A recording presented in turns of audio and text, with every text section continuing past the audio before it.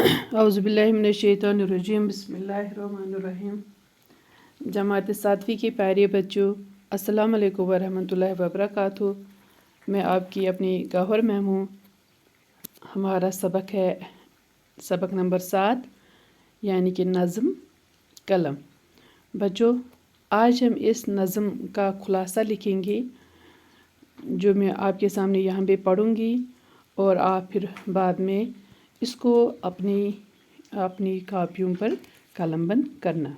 चलिए बच्चों, शुरू करते हैं।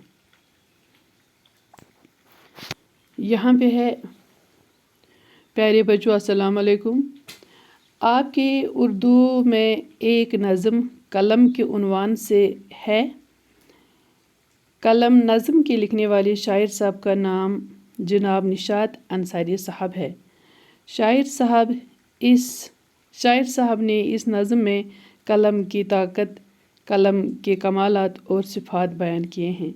जैसे कि आप जानते हैं कि कल भी मैंने आपको कहा है कि जो ये हमारा उर्दू है इसमें एक नज़्म है जिसका उन्वान है कलम, तो ये आपके निसाब में शामिल है और इस नज़्म के लिखने वाले शायर साहब का नाम है जनाब निशात अंसारी साहब। ठीक है। शायर साहब ने इस नज़्म में कलम की ताकत को बयान किया है और कहा कि कलम कितने कमालात रखता है और इसकी सिफ़ात बयान की हैं। कलम के बारे में शायर निशात अंसारी बहुत ही फसीह अंदाज में लिखते हैं कि कलम के पास जो ताकत तहरीर है ये अहले कलम ही जानते हैं। कलम उलमा, मुसन्निफ़, शुअरा हज़रात का असलाह है। ये ज़िंदगी के हर मोड़ पर अपने जौहर दिखाता है। ये कलम अजीब व गरीब गुल खिलाता है। ये अपनी तहरीर से मोती बरसा रहा है। ये भी मैंने कल आपको कहा कि शायर साहब ने बड़े अच्छे अंदाज में लिखा। इसकी बहुत ज़्यादा तारीफ़ें, कलम की बहुत ज़्यादा तारीफ़ें की है। इसने कहा कि जो कलम के पास तहरीरी ताकत है यानी कि लिखने की ताकत है, ये तो वही लोग जानते हैं जो अहले कलम होते हैं, यानी कि जो लिखने वाले होते हैं। मसलन उलमा होते हैं, मुसन्निफ़ लोग होते हैं, शुअरा हज़रात होते हैं।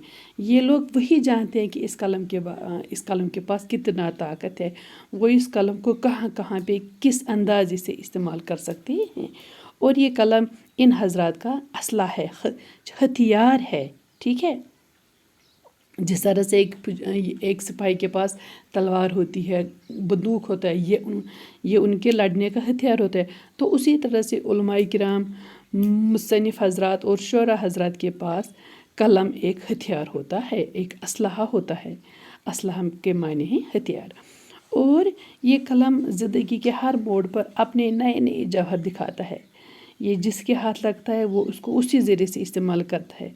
ये तो कलम ही है जो हमें अजीब व गरीब गुल खिला के दिखाता है और ये अपनी तहरीर से मोती भी बरसाता है। शाबाश। अगर ये कलम बादशाह के हाथ का कलम हो, अगर ये बादशाह के हाथ का कलम हो तो अदल व इंसाफ या फिर जुल्म व सितम की दास्तान तहरीर होती है। और अगर ये शायर के हाथ में हो तो शीरीन बयान से दुनिया हैरान हो जाती है। बच्चों, यहाँ पे कहते हैं कि अगर यही कलम अब बादशाह के हाथ में हो, या तो इस कलम से इंसाफ होगा या फिर जुल्म व सितम होगा, है ना। अगर इंसाफ होगा तो वही लिखा जाएगा, अगर जुल्म होगा, किसी के साथ ज़्यादती होगी, किसी के साथ नाइंसाफ़ी होगी, तो वो भी तो इसी कलम से लिखा जाएगा। और अगर हम फिर यही कलम शायर के हाथ में दे देंगे तो शायर इतना मीठा कलाम लिखेगा, इतना अच्छा मीठा कलाम लिखेगा कि पूरी दुनिया हैरान हो जाती है। हम तो देखते हैं कि शायर साहब इस अपनी शायरी के ज़रिए क्या क्या लिखता है, हम हैरान होते हैं। आम इंसान की तो वो की बात ही नहीं है कि वो इस कलम से ऐसा लिख पाए। और अगर यही कलम मौरिख के हाथ में हो तो तारीख़ रकम होती है। अब अगर हम यही कलम एक मौरिख मीन्स तारीख़ लिखने वाला, जो हमारी हिस्ट्री, जो हमारी तारीख़ लिखता है, तो अगर यही कलम उस मौरिख के हाथ में दे देंगे, हिस्ट्री दान के हाथ में दे देंगे, तो वो हिस्ट्री इससे लिखेगा, हमारी तारीख़ लिखेगा। और फिर अगर यही कलम मुसव्विर के हाथ लग जाए तो खूबसूरती के अनमोल हसीन, अनमोल نقشے کھینچے جاتے ہیں اور کہتے ہیں کہ اگر پھر ہم یہی قلم دیں گے ایک مصور جو تصویریں بناتا ہے تو وہ خوبصورتی کی اتنے اچھے ڈیزائن بناتا ہے کہ انسان حیران ہو جاتا ہے. وہ بہت پیارے اور حسین نقشے بناتا ہے اور یہی قلم کسی کو موت کے منہ میں دھکیل دیتا ہے. ٹھیک ہے نا. یہاں پہ بھی ہم نے کہا کہ مطلب جب کوئی مجرم ہوتا ہے جس نے کوئی ایسا گناہ کیا ہوتا ہے کہ پھر اس کو عدالت کا سامنا کرنا پڑتا ہے تو پھر وہاں پہ اس کو اگر اس کی اتنی زیادہ جرائم ہوں گے تو پھر اس کو پھانسی کے پھندے تک یہی قلم پہنچاتا ہے. اور اگر کسی کے ساتھ زیادتی ہوئی ہوگی اور پھر اس کو مطلب عدالت کی کٹہری میں کھڑا کیا جاتا ہے تو وہاں بھی پھر اس کو انصاف ملتا ہے تو یہی قلم پھر اس بندے کو اس آدمی کو اس انسان کو زندگی واپس دلاتا ہے.